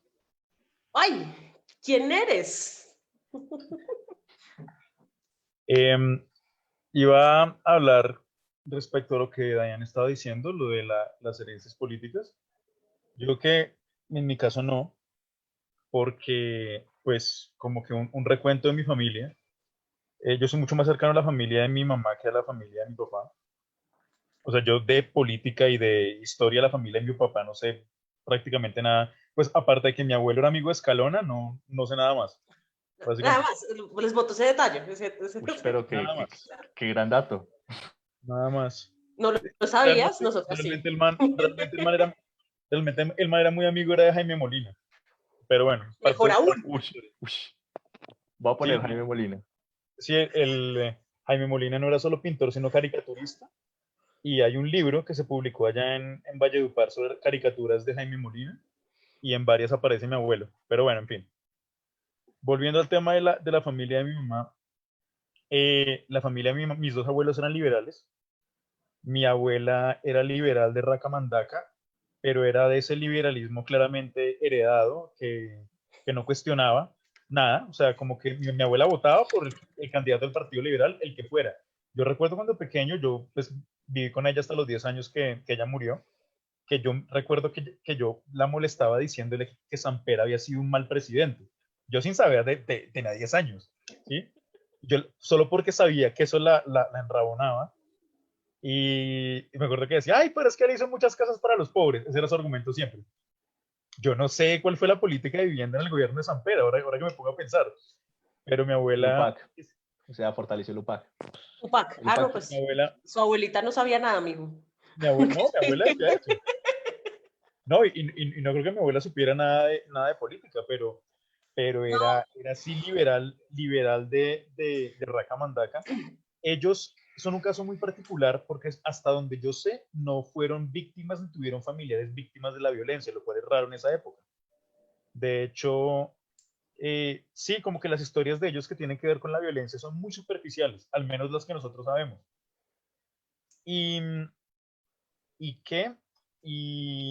mi mamá siento que siempre la vi como muy apolítica, nunca hablaba del tema con nosotros. Yo sé que yo tengo tíos de derecha, por ejemplo, unos más militantes que otros, Todos tenemos tíos de derecha, Jeffer. Mi mamá como que no hablaba del tema. Sé que por razones personales no le gusta Uribe, diría que no políticas, sino personales, porque trabajaba en una empresa que cuando Uribe estuvo en el poder metió a un man a dirigir. Mi mamá se pensionó de Corpoica. Entonces el director del ICA en tiempos de Uribe era como un filipichín familiar de algún hacendado costeño, y según mi mamá volvió mierda la empresa, volvió mierda la empresa. Entonces la rencilla personal de mi mamá con Uribe era esa. Sí, esa era su rencilla personal contra Uribe. Entonces yo creo que mi posición política realmente no tiene nada que ver con lo que me dijeron de política, que de por sí no fue mucho. Ahora que lo pienso, de por sí no fue mucho. Pues mi abuela, bueno, y otra cosa que me hace pensar, que me ha generado esa pregunta de investigación, digamos, yo decía, ¿cómo diablos alguien iba a convencer a una persona como mi abuela en el 64 de votar por Guillermo León Valencia durante el Frente Nacional? O sea, yo claramente no tenía la conciencia histórica o / política para hacer esas preguntas cuando tenía 10 años, pero yo digo, ¿cómo convencen a esos liberales así de que ahora tienen que votar por un conservador porque los líderes del partido dicen? O sea, eso a mí no me cabe en la cabeza. No creo que fuera tan sencillo como que, ay, el líder del partido dijo, entonces voy a ir a votar. Más después de la violencia, no me suena mucho. No creo que eso haya sido tan sencillo. Y me queda a mí esa idea también. Pues hay también como muchas interpretaciones, creería yo, no las he leído exactamente, pero creo que tiene que ver con un tema de desgaste de la guerra. Es decir, de esto, o sea, necesitamos primero, este man ya pacificó, este Rojas Pinilla ya pacificó esto, entonces ahora necesitamos un poquito de control y fuera de eso cuidarnos de estas pequeñas guerrillas liberales que tenemos por todo el país. Por ejemplo, Jeffer, me encanta, siempre que intervienes históricamente me encantas, tienes alma de historiador, corazón. Yo, por ejemplo, siempre pienso en cosas simples como esta. La primera vez que yo fui a Cimitarra, la primera vez y única vez que fui a Cimitarra, que fue es el pueblo donde creció mi papá, y después estudió en Vélez, es decir, más bocadillo para dónde. Recuerdo que fue entre 1996 y 1997. Y yo solo o sea, yo ahora no puedo preguntarle esas cosas a mi papá, pues por motivos pues personales y de cosas que ya es adulto mayor, etcétera, etcétera. Pero yo como que me preguntaba, venga, pero esta no era un territorio un poco pesado para viajar por carretera, porque yo viajé por carretera. Claro, los 90s, Magdalena Medio. Mi papá, o sea, yo no creo, o sea, nada que ver, porque si no tendría una vida más amenazada, no creo que tengamos nada que ver con cosas de violencia directamente, pero sí noté algo muy chistoso, mi papá es músico. Entonces yo descubrí que mi papá era de agrado de todo el mundo porque era el que siempre llevaba guitarra. Y siempre era como, Mejía, Mejía, Mejía. Sin embargo, para mí fue duro cuando ya era grande, porque a mí me gustaban muchos lugares de Cimitarra, porque estuvimos como 2 o 3 semanas, o sea, siempre fue una Navidad larga. Como por ejemplo, después descubrir, no, es que a Silvia Duzán la mataron en la esquina, yo no sé dónde, y yo, ¿cómo así? Esto es un pueblo violento, es un pueblo del conflicto, y fuera de eso después mi papá leyendo libros de memoria histórica, el grupo de memoria histórica sobre masacres, era como, leyó el de La Rochela, además lo leyó como, ¿te interesa, papá? Y me dijo, sí, mire, yo, este man, yo lo conozco de tal lado y ese es paisano mío y está involucrado en yo no sé qué.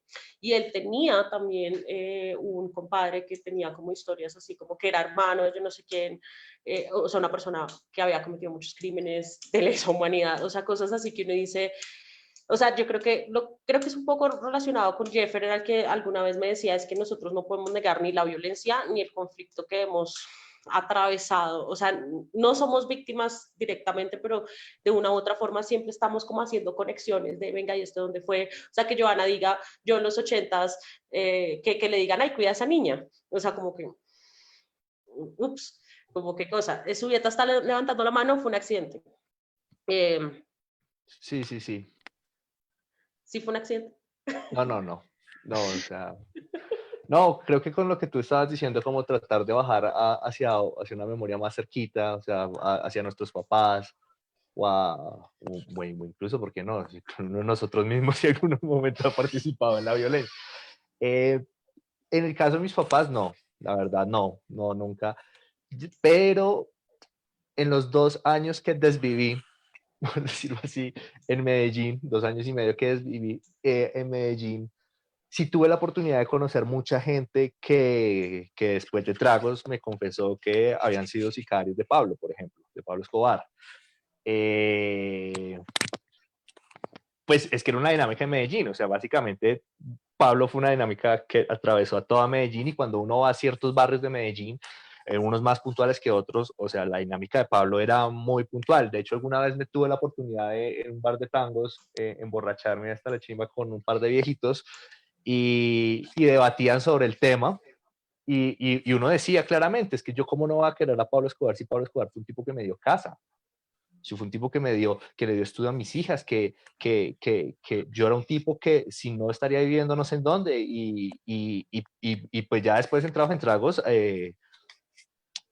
hablaban de las vueltas que hicieron para Pablo. Entonces creo que así como lo más cercano que yo he tenido frente a experiencias de ya de la generación anterior o inmediatamente anterior a nosotros, de tema de violencia, ha sido, bueno, no, mentiras, también hay una, eso sí me pasó mucho, también cuando estaba en Medellín, también pues desviviendo mi vida en Medellín, tomando, tuve la oportunidad de ir varias veces a donde las casas de mis amigos, de mis compañeros de la universidad, a tomar a sus casas y tomar con lo que ellos llaman los parceros del barrio, con los de la cuadra. Y pues otro factor que me di cuenta muy más común de lo que yo creía, era que muchos de los amigos míos, de los amigos de la cuadra de mis amigos, eran los paracos del barrio. Pues les decían los muchachos de la cuadra, la gente de la seguridad, pero pues eran pelados que decían, no, pues este man estaba conmigo desde el colegio, yo lo conozco de pelado desde que jugábamos juntos toda la vida en la calle, y pues ahora los manes son los que hacen la seguridad del barrio. De hecho, porque el modus operandi siempre era que me presentaban con ellos, porque pues básicamente uno les tiene que pedir permiso a ellos para entrar cierta hora, quedarse uno hasta cierta hora en los barrios. Entonces creo que esas son como mis 2 experiencias así, que de pronto compartir, no son cercanas, pues tan cercanas a mí, pero sí son amigos, gente con la que yo en algún momento compartí tragos. A mí también algo que decía Asus, es un poco de por qué las abuelas no hablaban. Finalmente no hablaban, bueno, yo puedo creer que primero finalmente la relación que tuvieron las mujeres con la violencia o con tomar partido también fue muy diferente, pues porque finalmente por la idea de que ellas no podían votar en algún momento y fue después que pudieron votar. Pero también que no se hablara de política. Yo creo que cuando yo les contaba mi genealogía, mi papá fue sindicalista. Y algo que yo hago una crítica constructiva ahora es, en mi casa no se hablaba de política, siendo él sindicalista. Y además que yo no podía decir que mi papá lo era, o sea, lo tenía que esconder. Y hasta recuerdo que mi papá me decía, usted de política no sabe, cállese. O sea, entonces, yo no podía opinar. O sea, yo veía las noticias y tal vez opinaba y hablé algo incoherente tal vez, pero él tampoco me explicaba.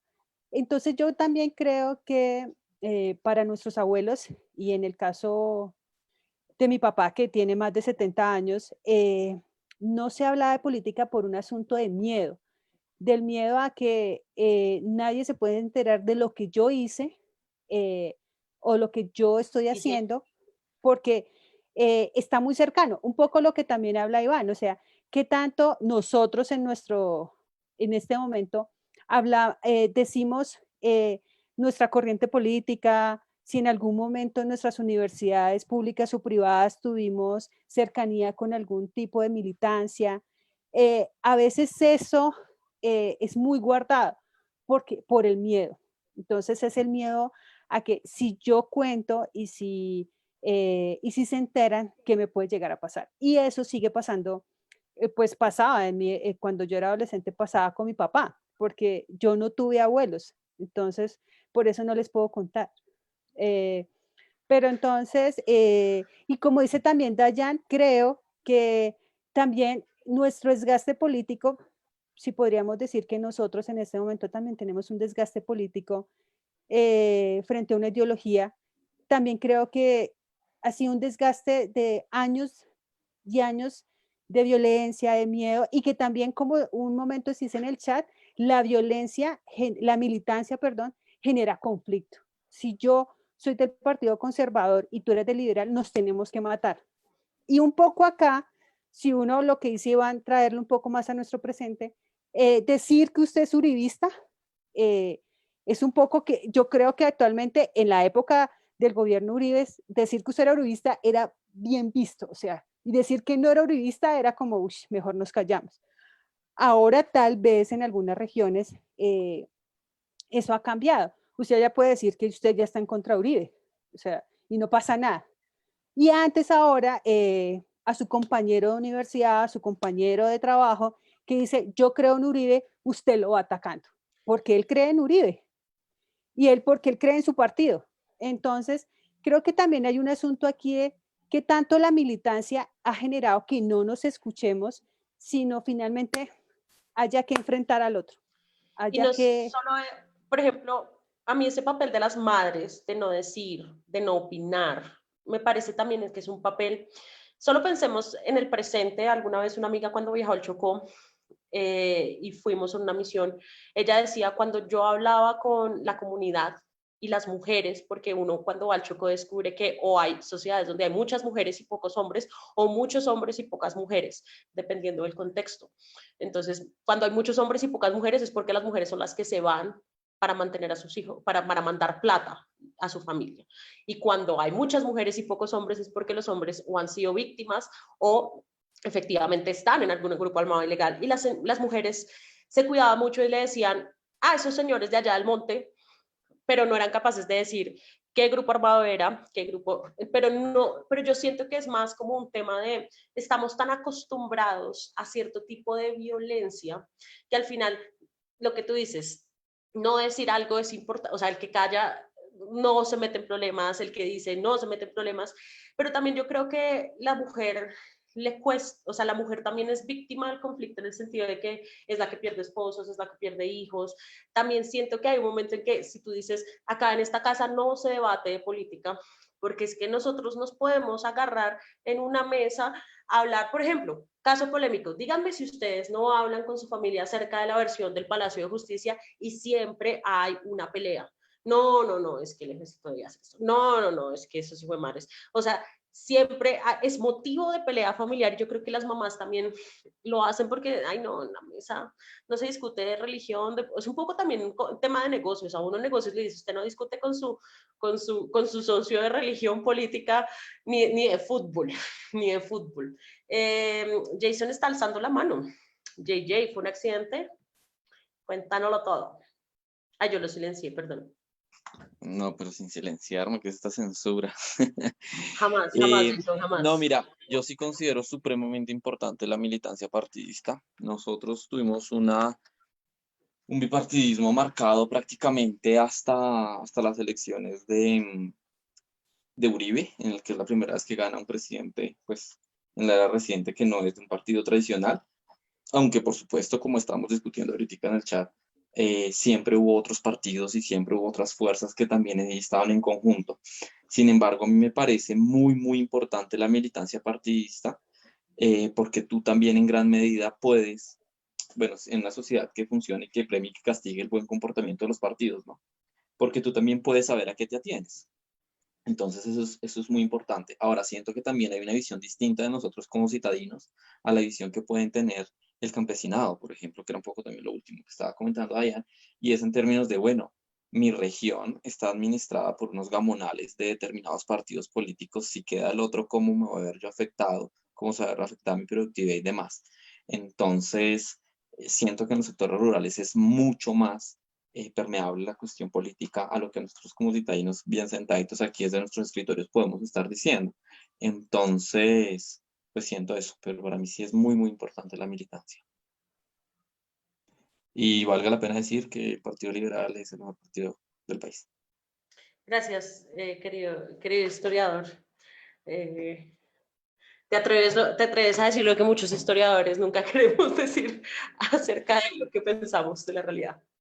Pero claro, un poco con lo que dice Jason y que dice Dianita en el chat, vivir el conflicto que ha tenido el país en el siglo XX, en el siglo XIX, es muy diferente al conflicto que hemos vivido en la ciudad. Yo creería que solamente la guerra se dio en el momento del narcotráfico en los 90 y ya, pero el conflicto que vive la región y que todavía vive muchas regiones alejadas y las zonas rurales es muy fuerte.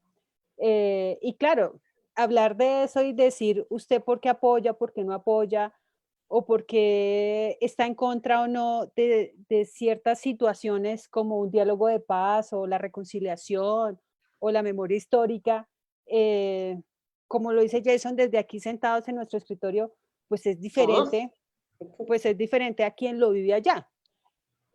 Claro, uno le apuesta a algo, pero yo creo que aquí lo importante para mí, después de estas reflexiones, es que nos vaya quedando que lo importante acá, si efectivamente tú militas, como lo dice Jason, y él ama su partido liberal, esto es finalmente uno poder dialogar con el otro. Entonces él puede dialogar perfectamente y tranquilo, sin agarrarse a machetazos, con un conservador, con un uribista, con una persona de izquierda, porque finalmente el diálogo es lo que genera también en saber quién es el otro, porque a veces creo que Jason, por ejemplo, puede ser que tenga muy claro qué es la militancia y qué es el liberalismo, pero yo también creo que el discurso, saber qué es pertenecer a un partido también se ha disuelto y ya no se sabe. O sea, solamente es, yo siempre creo que lo digo, o lo he dicho antes, es, nosotros a veces esperamos es que llegue una persona, un salvador, nos resuelva toda nuestra situación económica y ese será el mejor presidente. Pero Pregunta, aquí Creo que también, también un Y tema, sin que le hagan el corte corbata, orgullosamente tolimense, una creación orgullosamente tolimense. pero la aquí mafia también también les lo da, hacía, la pero mafia, aquí, No, pero ese estuvo en todo lado, el corbata la estuvo en mafia todo lado. siciliana, ya vino a decir acá. Bueno, pues yo quería volver al tema de las regiones, ¿no? Pero No, pero con respecto a la militancia, a mí me parece muy interesante el debate en el sentido de que, por ejemplo, yo siento como historiadora que me cuesta ser militante frente a algo, precisamente porque, ¿qué es lo que pasa con las militancias cuando ya es un tema, no sé si la palabra alienación suena muy marxista, no sé, cuando ya tenemos un tema de, primero, solo rodearnos de gente de la militancia, es decir, que todo se vuelva un comité de aplausos. Entonces, ¿y dónde está el pensamiento crítico de esto? Entonces, un poco como nosotros que somos jóvenes adultos, y no sé si entre nosotros habrá algún uribista, por supuesto, es, en realidad, ustedes tienen amigos de verdad que crean en el precio Uribe, es decir, nosotros nos hemos rodeado tanto en la gente, no, es que tal presidente, o sea, bueno, independientemente de nuestra interpretación histórica y al respecto de las presidencias de nuestro precio Uribe, es un poco un tema pucha, es que nosotros nos hemos encargado de censurarnos, no, yo voy a eliminar a todos mis amigos uribistas del Facebook, yo no le voy a hablar a la tía uribista, no, o sea, pero ¿qué es esto? O sea, al final es como, pero ¿por qué seguimos en esta dinámica? O sea, no hemos aprendido, dígalo, Miguel, dígalo que ya está ahí respirando. sí, yo sí tengo amigos uribistas, No, incluso escritos en el partido. pero es que eso de la militancia en esa época, recuerda que eso era herencia de familia, ¿no? Mi papá fue conservador, mi abuelo conservador, así. Y, sí, entonces, y depende de la región, digamos, en mi tesis, los gamonales eran de ambos partidos y eran familia, ¿no? Entonces no es que fuera tan monolítico el tema, ¿no? Digamos, por ejemplo, pongo el caso. El papá de mi abuelo paterno era conservador, tenía que ver con la familia, con Lucio Pavón Núñez, dirigente conservador de Ocaña. Y la nona era liberal. Y a él lo querían matar, pero no lo mataron porque estaba casado con esta señora. ¿Sí? perdón, Miguel, una pregunta Señor. Lucio Pavón no fue el gobernador al que se le acusa de la masacre del Carmen. Uy, mi hermano, no sé. Sé que el man fue duro en Norte de Santander, ¿sí? Le ponen la tarea para la Voy a próxima. averiguar. Es que Sé en que el Ocaña, tipo es dirigente duro allá y sí, sí, y sí, es es Lucio Pavón. porque mi bisabuelo era Rivera Pavón, ¿sí? La Marica, mamá de él era prima Chan, de chan, este señor. chan. un paréntesis. Lo que pasa es que en Ocaña hay un dicho, por lo menos en la generación de mi mamá, que era como que Sí, cuando alguien lo iba a robar a uno, ¿sí? O lo iba a estafar, o le sí. iba a dar en la cabeza, era como que no, mijo, a robar al Carmen. Y mi mamá estuvo Ah, desentrañando recientemente, bueno, hace 2 semanas, sí, estuvo desentrañando el origen del dicho, y es que resulta que en el 49 hubo una masacre conservadora en el Carmen, que era un pueblo vecino a Ocaña, que sí. era un Liberal. pueblo liberal, exacto. Y se dice y se dijo mucho tiempo que el que había orquestado la masacre había sido Lucio Pavón. Lucio Pavón Núñez. Ajá. Sí, claro, como todos, yo creo que todos ellos en cierto modo tenían su cuota, ¿no? Digamos, mi tesis fue sobre La Palma y el guerrillero liberal duro allá era Saúl Fajardo. Y aquí en Bogotá lo recibía Alberto Lleras Camargo y el abuelo de este tipo el de Cambio Radical, ¿cómo es que se llama? De Germán Carlos Vargas Lleras Lleras. Restrepo. Lleras Restrepo lo recibían acá y todo. Y le daban platica y todo para hacer sus Pero cosillas allá, El matar partido lo godos en apoyaba. onda.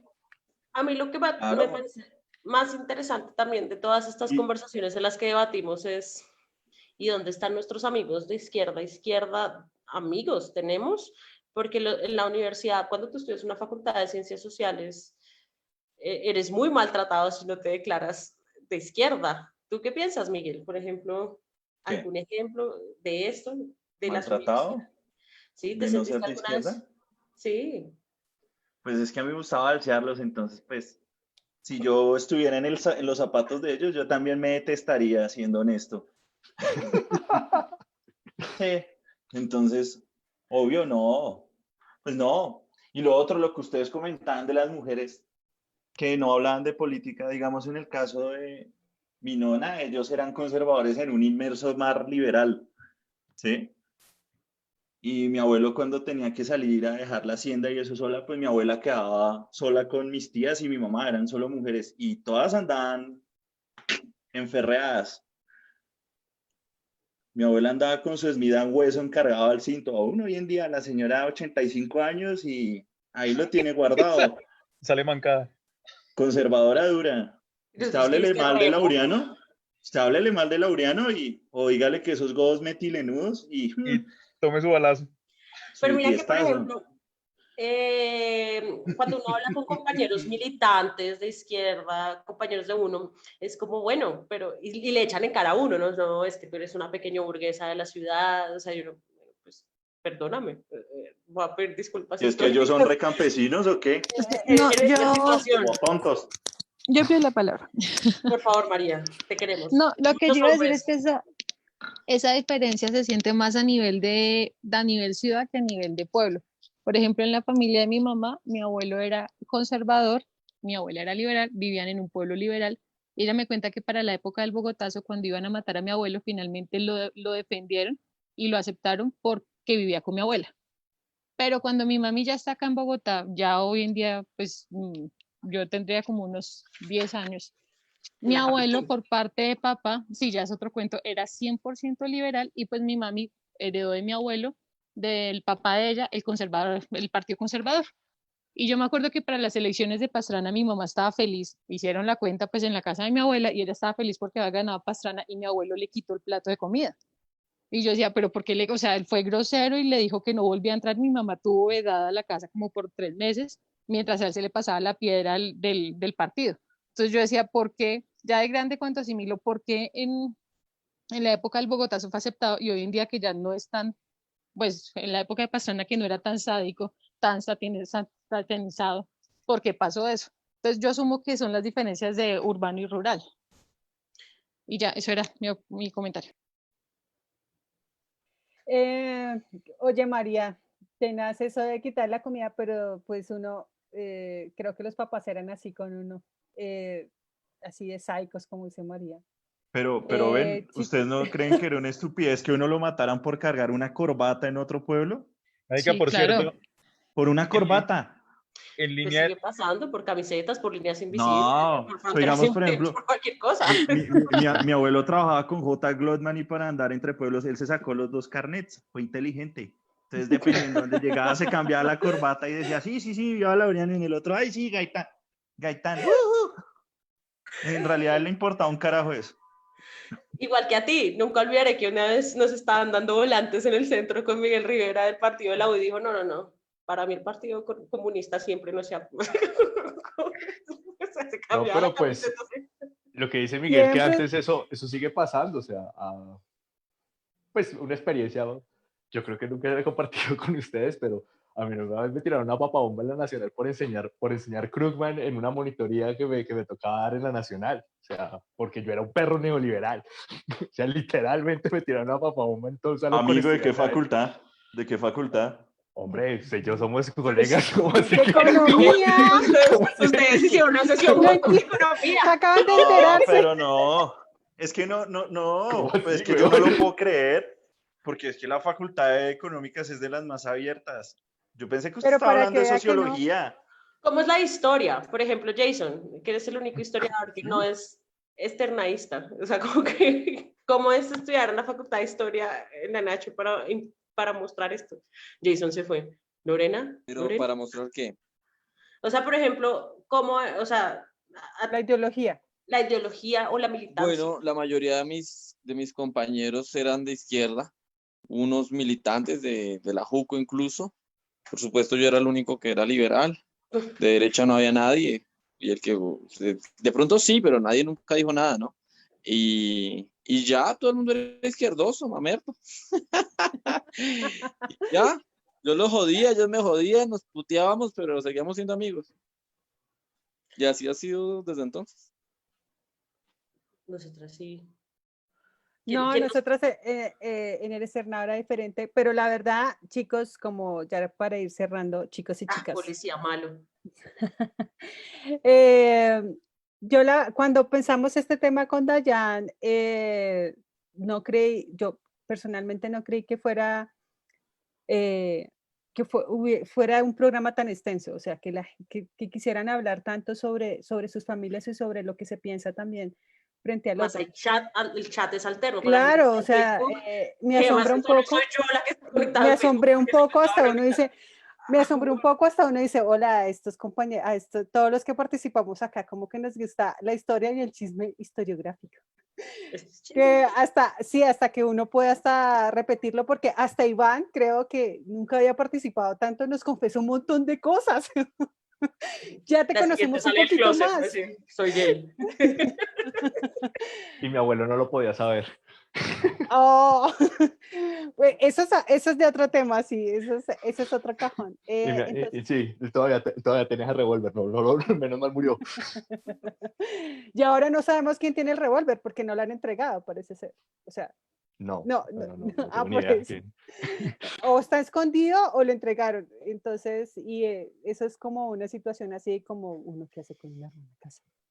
Entonces, muchas gracias, chicos, chicas, chicas y chicos por participar hoy. Espero verlos el próximo miércoles.